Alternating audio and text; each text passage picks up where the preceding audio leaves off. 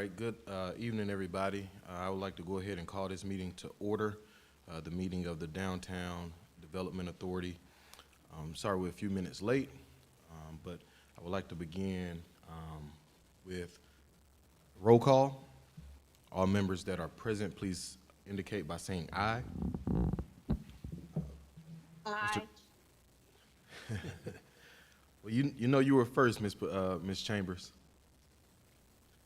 Mr. Todd Ireland. Aye. Mr. Homer Knight. Here. Mr. Chris Wiley.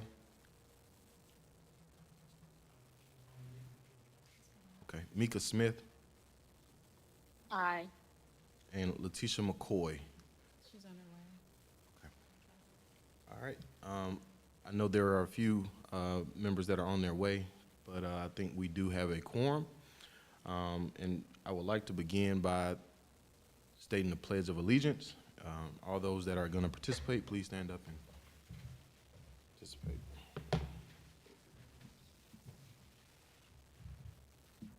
Pledge allegiance to the flag of the United States of America, to the republic which it stands, one nation, under God, indivisible, with liberty and justice for all. This is John. All right. What was that? You said Chris is, okay.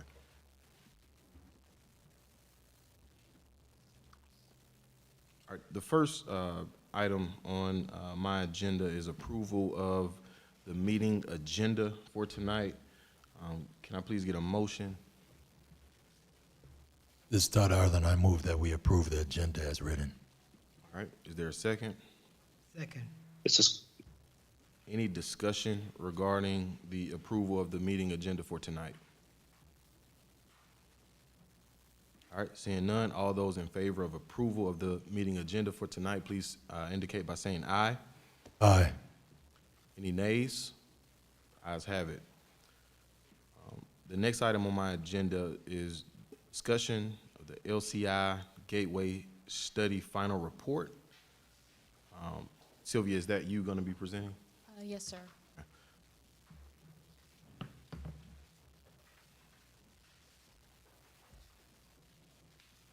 Good evening, board members. Good Good evening. We are happy to announce that the LCI Gateway Connectivity Study has come to completion. We presented before Mayor and Council, the Sizemore Group, as well as representing at the Atlanta Regional Commission, presented before Mayor and Council on April 14th. We will submit the final report to Mayor and Council on this upcoming Monday, April 28th. What you have in your packet is the executive summary. The executive summary outlines the vision and the purpose of the Gateway Study, which is a part of the Livable Cities initiative as funded through the Atlanta Regional Commission. This was to enhance connectivity and walkability in the downtown corridor along Highway 29. This initiative sought to improve pedestrian and, oh, no worries. Is that your phone?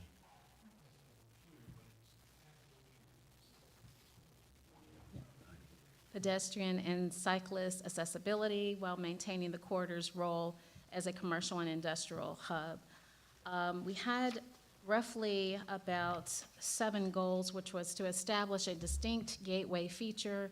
Goal 2 was to enhance accessibility and connectivity. Goal 3 was increasing housing opportunities. Goal 4 was to boost community and visitor engagement. Goal 5 was to develop inviting public spaces. Goal 6 was to promote safety and accessibility for all users. And Goal 7 was to foster inclusive and welcoming environment focused on family first. One of the key things we want to point out is that this represents comprehensively community input. There were a series of community input meetings, and from a project advisory group, we had representation from various boards, all of our schools, Landmark Christian School, Global Impact Academy, Campbell Elementary School, Georgia Military College. We also had representatives from our industrial park, from our housing authority, from our staff, as well as concerned citizens. We also had representation from our South Fulton and our community partners with the CID, as well as other public interest groups. One of the key things is that this report makes a recommendation for destination points. Amphitheater Park is one of the recommendation parking solutions for the downtown area. Pedestrian pathways that connect the road network, and also residential infill housing. So many of the items represented by the community of what they wanted to see, and also from an economic development standpoint, what will drive continued growth and development are represented in this report. So the executive summary is in your packet for your further review. And again, there's also, this came from the community, something that really lets you know that you're in Fairburn, which was a gateway roundabout. That concludes the update. If there are any questions. Any questions from the board?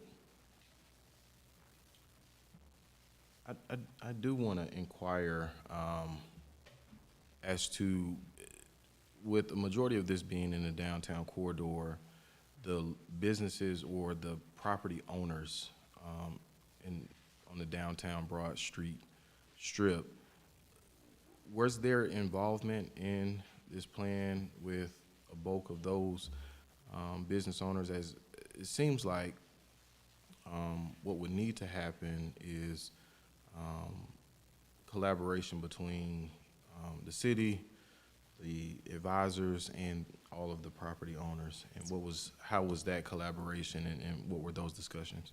So we had a series of meetings. The good thing is that the Economic Development Strategic Plan was also done in conjunction with the LCI Gateway Connectivity Study, meaning that a part of the team that worked on the Economic Development Plan also worked on the LCI.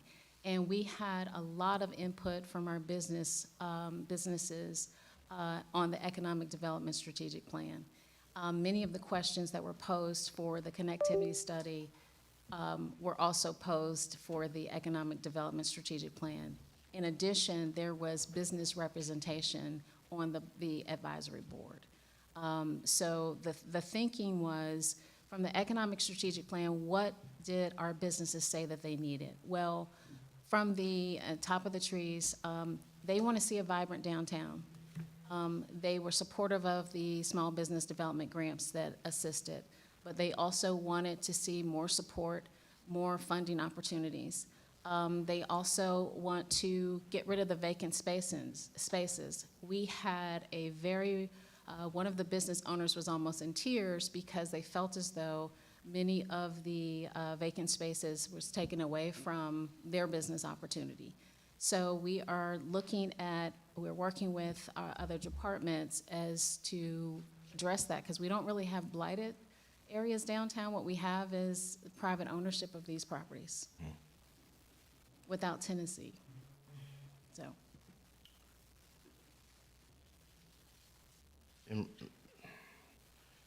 And because, I mean, this project is, I think, a great project for Fairburn. I think that the LCI, the group that put together the LCI Gateway study, I think they did a very thorough job at really getting community engagement, really getting to know and understand what Fairburn is yearning for. And I do, as a downtown business owner, agree that some of the abandoned tenantless properties, I think, could potentially cause some issue with the completion of this plan. And I do want to, just get insight as to how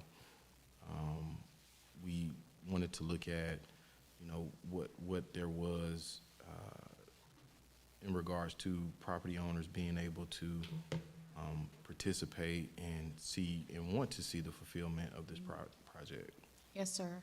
Well, we did have a lot of, through our business community meetings, also surveying our business alliance, we had a good amount of feedback on our community surveys. One of the things that we are looking at moving forward, we still have to move forward with spurring development. We are happy, to announce with the RFP that one of our train depots will have a destination point restaurant. As one of our other train depots are becoming available, we are also looking at opportunities there. What you will hear tonight, there is also interest for a hotel development, a boutique hotel that represents the downtown historic character space. That boutique, there is interest for that in the downtown area. There's also, with the expansion of the education campus, more residential infill that is proposed, as well as additional retail space. So while we cannot, we're looking at rather options to encourage and incentivize property owners to get tenants into their space, or allow us to even make recommendations for tenancies. We understand that we will look at all mechanisms available as to ensure that our downtown becomes a vibrant space. Yeah, thank you for that. And like I said, this is, I think, they did a fantastic job at creating this study and doing and creating this final report. And I think it hits a lot of the points that I hear community members talking about, and other business owners as well. Yes, sir. Anybody else on the board have any questions? Go ahead. And just to make a comment on some of the vacant spaces, here's the problem. It ain't that no one trying to rent those places. They passing on the remodel, the renting. And that, cause them buildings are so old, it's very costly. Cause I tried 2-3 companies to get there, but the renovation, it ain't worth it. So it ain't that they don't wanna rent them, but they just don't wanna improve them. That's something for us to look into, as working with our partners such as Georgia Cities to look at, lower interest loans, and also as the Development Authority progresses, looking at the Development Authority as a mechanism, for lack of a better word, for development.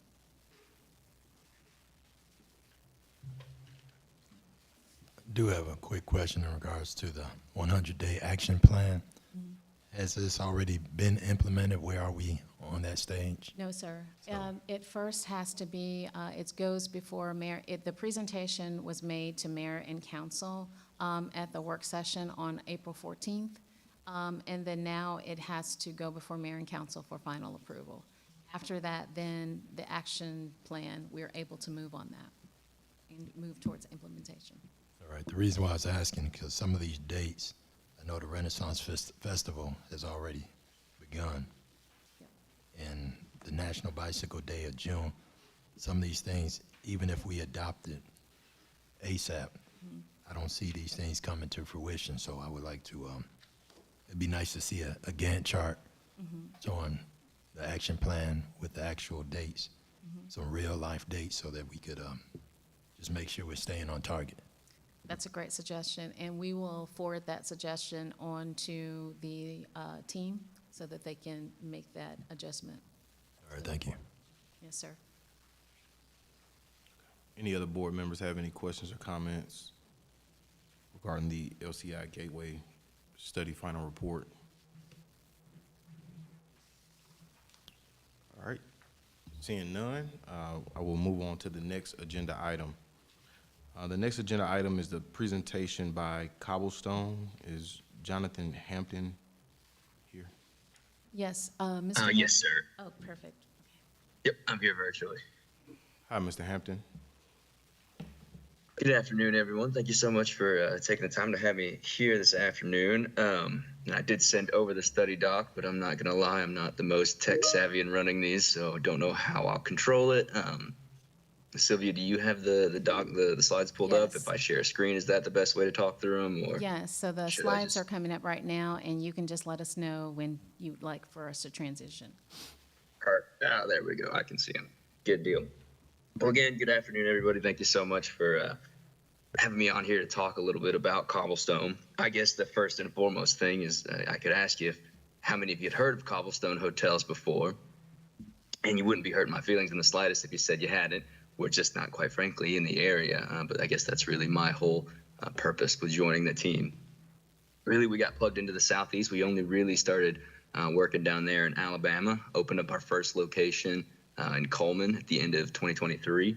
I've got some folks that live over in Watkinsville, so when I joined the team about a year ago from the development efforts, they asked me where I'd be interested in working. I said Kentucky or Georgia is really where I got family, and then Georgia was really what we started off with, and we've been pretty busy in the last year. So first and foremost, just to address who is Cobblestone. So to dial the clock back a little bit, we got founded back in 2007 by a gentleman by the name of Brian Woganese, who was a hotelier developing for the nationally recognized chain brands that you would know in major markets in Wisconsin and the surrounding states. Pretty often as he was traveling between A and B working on these projects, he'd be passing through some small rural dairy farm communities in Wisconsin and would like to spend the night, but quite frankly, there just really wasn't any options outside of maybe a roadside motel, so he would just kind of have to plug on through the night.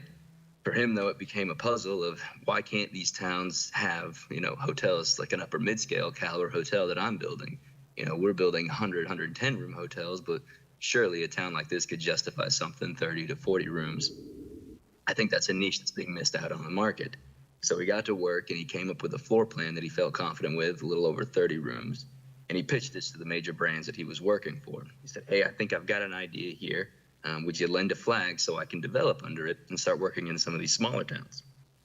And they pretty much all but laughed him out of the room. They said, no, well, we're not really interested in doing that. And if you look today at their franchising agreements, they have pretty strict minimums as far as how small you can build under each of their flags. So they said, no, if you want to do 30 rooms, you can go build a motel. But quite frankly, we're not too interested. And they said, well, fine. And Brian was a very stubborn individual, and we appreciated that. So he said, I'll just go out and do it myself. So Cobblestone was thus born as a private label. Founded the very first 2 Cobblestones, a little over 30 rooms, in 2 small dairy farm communities in Wisconsin. And that was the right call at the time. From there, word kind of spread, and more people were interested. And the company doubled in size in the following year. We went from 2 Cobblestones to 4 Cobblestones. Things were great. Even more communities heard about us. Initially, the call was out to the Midwest. Even more communities started reaching out to Brian, really were interested in him bringing the Cobblestone idea to them. And now he had about 20 communities that would be good fits for us, and we're really interested in working with him. But at that point, Brian was like, look, I can maybe do about 1 or 2 of these things a year. I can't build 20 hotels in a year. Just don't have the capital to do that. So I've got 1 or 2 options. I can go out, I can build about 1 or 2 of these a year. We'll reel it back. We'll have to tell a lot of people no, but we can grow that way. Or we go to all these communities and we want to work with them, but I'm going to have to step into the role of being a franchise. And that's exactly what we did. He took the expertise of what he knew working with all the national brands for all of his years, and then molded it into a franchise that was work for Cobblestone. Now, we knew we couldn't just go to these communities and say, hey, this is the idea of Cobblestone, this is the franchise, we can back it as a national flag, but good luck on everything else. Building it, staffing it, that's on you. No, that would never have worked, and it still wouldn't work in the communities that we work in. We understood that we had to come to them with about as turnkey a solution as possible. So I actually represent 3 companies. Cobblestone is the flag and franchise for the hotel chain. Brymark Builders is a general contractor, the construction side of the Cobblestone hotels, and then Slate Hospitality Group, SHG, is our management operations group. Idea being, as we came into a community, we could build it, we could brand it, and we could staff it. Now, we don't have to be all 3 pieces of the puzzle, but to work where we work and to do what we do, we have to be able to offer up all 3. So that's really how we got started. We'll start out in those small kind of rural communities of about anywhere from 25 to 5,000, little 2-story pitch roof model hotels back in 2007. We've grown pretty considerably since then. We went into an offering of a 3-story model. And then I think what's most appropriate for talking about with you all is something we started about 7 or 8 years ago called our Main Street program. And as we flip through here, you'll kind of see some pictures of that. That's one of our pitch roof ones. I actually think if you go back towards the beginning, There we go. So this is our Main Street program, a little bit more along the boutique style that we said. We were tasked by a community that was really interested in working with us, but they said, hey, a 2-story, 3-story pitched roof model in our middle of our downtown isn't really going to be the right fit. What can you do? Thus, the Main Street was born, and it offered us an opportunity to kind of up our ante and differentiate our prototypes that we offered. So this is considered an upscale. It is the highest caliber of the hotels that we offer. It's unique in that we do want to make them a part of that whole downtown experiential stay as being Main Streets. We'll partner with the local historic society to work on one large mural that'll be in the lobby, and then all of the artwork throughout the building will be worked with them. Just due to the nature of who we are and the brand, we do come across as a little bit more boutique-ish, kind of one-off boutique brands, but it does come with the backings of everything that you would expect from an upper mid-scale to upscale hotel experience that you would stay in, you know, your Marriotts, your Hamptons, and such like that. So that's kind of who we are. So moving forward, and this was a talk I gave at the Economic Development Conference discussing hotel development, rural strategies for hotel development, the markets I've been working in. So really the next step is the importance of hotel development. Why really should we be talking about this? The first one is just pretty black and white. It's just direct and indirect economic impact. You know, the hotel is not only going to do numbers boosting local tax revenue, but what that can bring in indirectly through restaurant sales, entertainment sales, feeding into local businesses. They're pretty massive boons, as we just touched on, ideas of how you are able to breathe some life back into the downtown space and into the retail locations there. Pivoting off of that, increased attention for new businesses. Can't say that a hotel guarantees that you're going to be able to bring somebody new to the table, but when I work in some communities, especially down in further south Georgia, when I go through their docket of, you know, what's some of the pain points you guys are experiencing in the community from an economic development standpoint, first is typically hotel, proper lodging places to put people. They're typically having to send someone 30, 40 minutes outside the community. The next one on their list is always restaurants. You know, we've got maybe 1 or 2 in the town that's open 3 days a week, but you know, we've got 1 kind of restaurant, 2 kind of restaurants, they're barely open, and we'd love to have more, even if it's a fast food restaurant. And that's where I think a hotel is such a boon in that regard, or even looking at a downtown space, just because that's adding on to what your current demand is and bringing in that secondary income within the community. And then the last piece would be providing local lodging needs. And it doesn't seem too, I guess, unique of an idea or saying that a hotel is going to be providing you lodging needs. That makes a lot of sense. But really, it's kind of drilling a little bit further into that, talking about pain points, talking about things that you're experiencing within the community, like you just mentioned earlier, trying to come up with ways of how you can breathe life back into the downtown space. A lot of communities I talk with, when we talk about the pain points that they're feeling of lack of these hotel rooms, it's specific examples that they know. Ball game tournaments, plenty of communities that have had legacy families put forth money and build beautiful gymnasiums where they can have great practice for their local basketball team. But when they want to try and do an event, have a tournament or something of that nature, they end up being denied because they don't have that regional access to enough lodging for people traveling into the community. So they're denied in that regard. So all of those things, I think, just taking some time to be introspective, not just that, you know, a hotel would be good, but why specifically would a hotel be good? You know, what motivates us to work towards this project? So with us, the process is pretty unique. Where we work, how we work in the world, we differentiate ourselves from the national brands, and for better or for worse, I think it's worked out well for us, but there is a process to it. So traditionally for us, it is going back on that introspection, the needs of the community, asking ourselves questions like the lack of the rooms being a pain point. You know, what are some of the things that are pointing towards that? Location, you know, that's a really important one right off the bat. What are some land options for our hotel project? If we don't really have location in mind, or we don't have the available space for it, you know, that stops us right then and there. How can we see this benefiting the community? And do we feel that we have the components to bring together a hotel project? Now, those components with us, you know, we can bring in the turnkey solution of getting a hotel going, you know, the building it, the branding it, and the staffing it.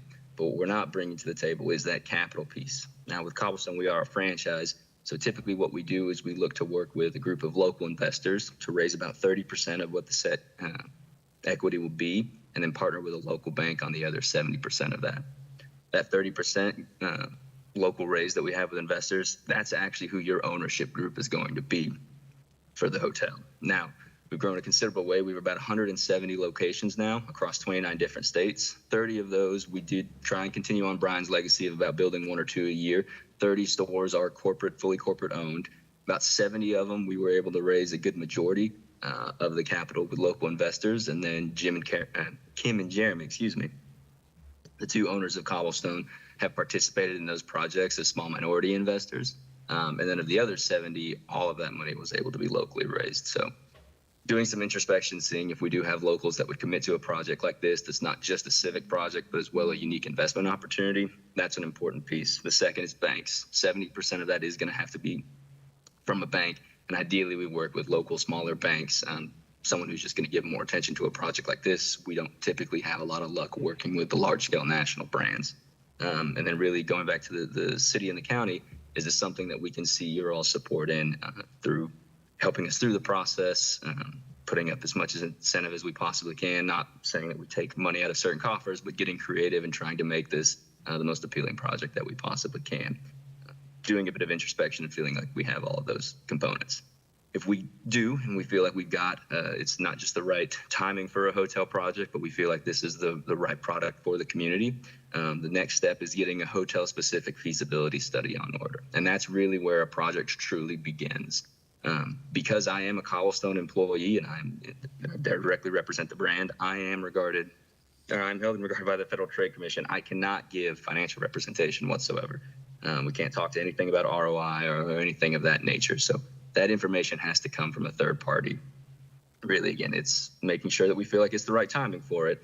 My goal isn't to tell you to get a study on order today, but we would need a third party to come in and give you 3 major KPIs. They would look at the community, talk with local business leaders, pull some regional data, tell you about how many rooms that they would recommend based on what they're seeing from their business drivers, what the room recommendation would be, what the average daily rate would be expected for a hotel of that caliber based on regional data, and then what the occupancy percentage for that hotel would be over the years. They can take that data and share it with us, and we can put together a development budget based on the type of hotel and the size that they're recommending. They can take our budget, couple it with the findings that they had, and then create a financial performance so that we do have those tools to go out and talk with local investors and local banks. From there, it's the capital campaign, working with the city and the county on incentive plans, and then talking with local banks. We'll be kind of spinning a couple different plates at different times. But when we do have that feasibility study on order, you guys do become a kind of permanent roster on my route. I'm out in Georgia about every 3rd or 4th week, and really it would just be working and piecing this project together. And then from there, it's paperwork and moving dirt. So it's a pretty simple process. No, not at all. It's quite a bit of work, and ultimately what I could leave you with is that it really does take it takes a village. It takes everybody on hand. We need the local investors to see this in both a civic project light as well as an investment opportunity, banks that want to support this and support the community, city and county that are going to work on this, and then I'll do everything in my power to work with it and help you all throughout the steps. We're pretty unique in the hotel world, but I think that with that it comes a lot of advantages in our flexibility and our strength in working in smaller markets. And that's really it. It's a lot of information, but I'll leave my information with y'all. If you do have any questions, feel free to give me a shout. But anything that I didn't cover, any kind of immediate questions that you may have? I'm going to open up to the board. Mr. Knight, you can go ahead and pose any questions or comments you have. Have you already looked at Fairburn area for location? I was actually just in town last week. Met with some individuals and talked with a couple of land opportunities. From what I saw, I think that there's definitely potential for us to work there. I think the 2 sites that we looked at, I could see it working in both of those locations, but the pretty preliminary conversations, there's still a lot that we would have to iron out before we could say anything affirmative. What's the minimum acres you would require?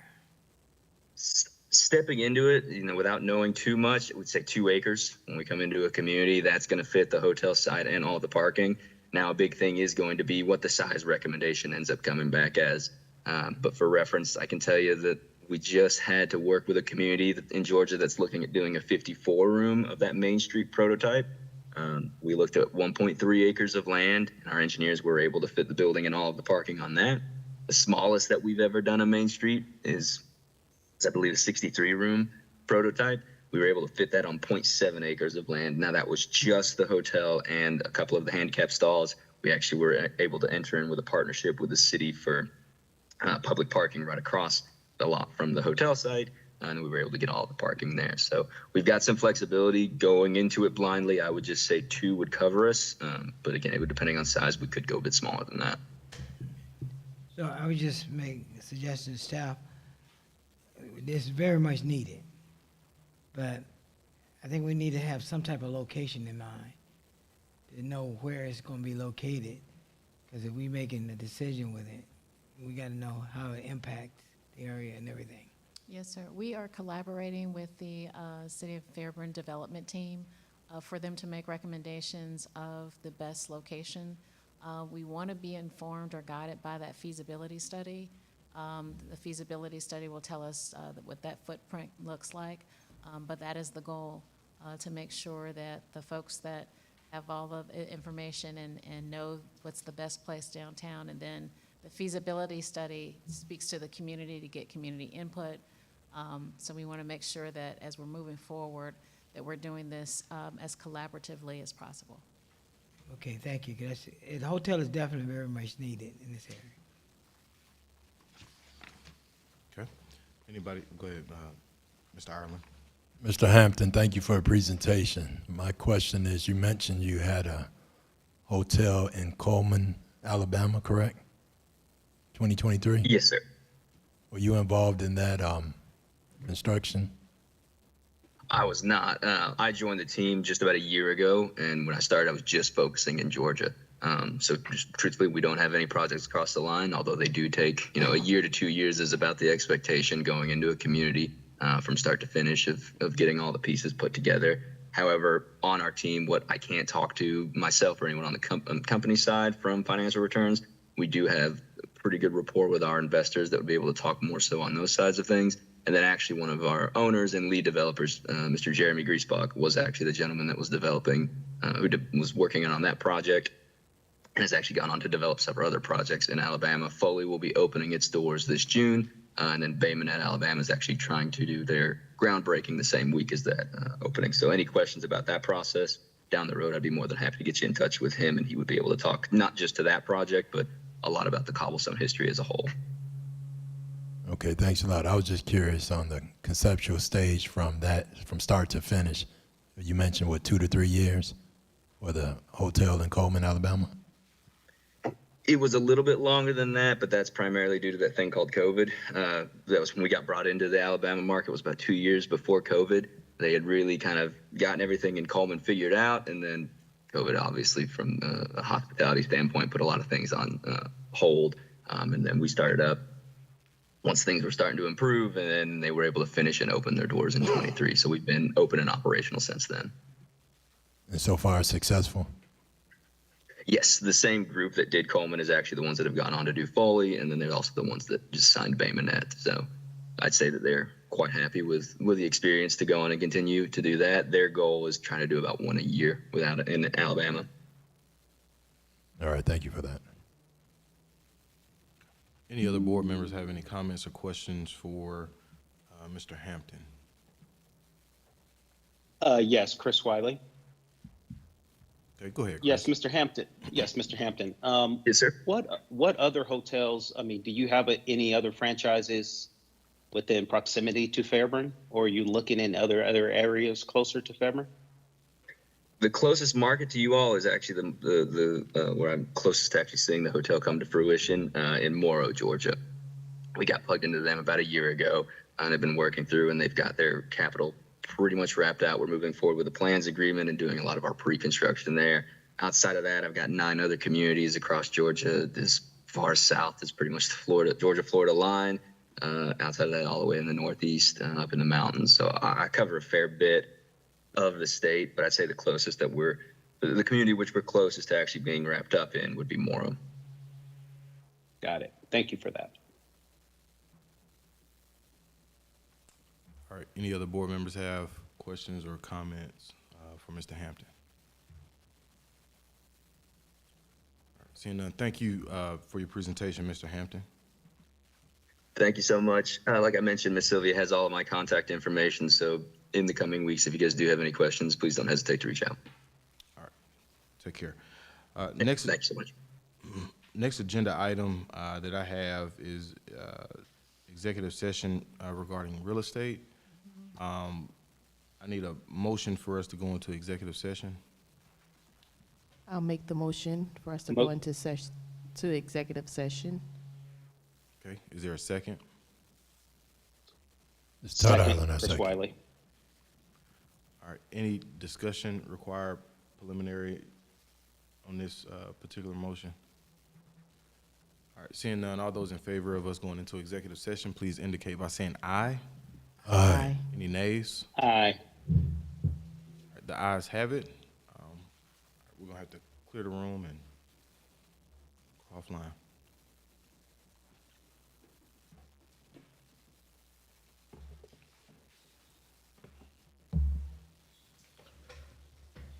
How you doing? I know you're our guest. Is he